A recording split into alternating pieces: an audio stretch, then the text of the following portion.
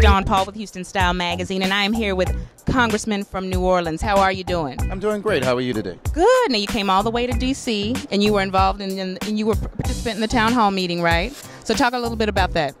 Well, the conversation that we're having is from poverty to prosperity, and we're talking really about the African American community and how we get engaged, build wealth, and do all of those things. So everything from helping ex-offenders when they come home to helping our kids achieve and making sure that more African Americans can make it in the middle class and above. So it was a very timely conversation, and it's one of those conversations, it's a family conversation. Right. So you have to be honest, and there are a bunch of ways where we have to do better, and then there's a bunch of ways where government can help us do better.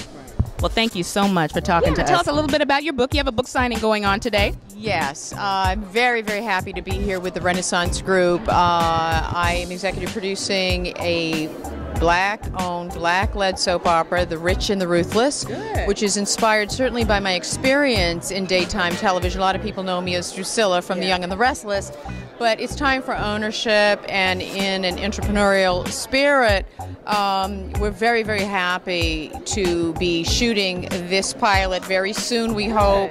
And it is inspired by my Simon & Schuster deal as well. This is Dawn Paul with Houston Style Magazine, and we are here live in D.C. at CBC, and I am here with Houston's own, one of, I'm going to say, a friend of ours, who does great work in Houston, Reverend Leslie Smith with Change Happens. Congressional Black Caucus is all about, it's trying to instill information in those of us that come this distance to take back home. You don't come here and just get all excited, but you got to take it back home and do something about it. That's right. That's right. Well, look, I want you to give us your information, the website, Facebook information, all that good stuff. Oh, absolutely. Go to www.changehappens, and happens has an S on it, tx.org, and you can follow us there. I love it. Thank you so much. And I am here with a friend of our magazine, Mr. Carl Davis. How you doing? I'm doing fantastic here in Washington, D.C., and it's glad to be here with my friends at Houston Style Magazine. Now, let me ask you, what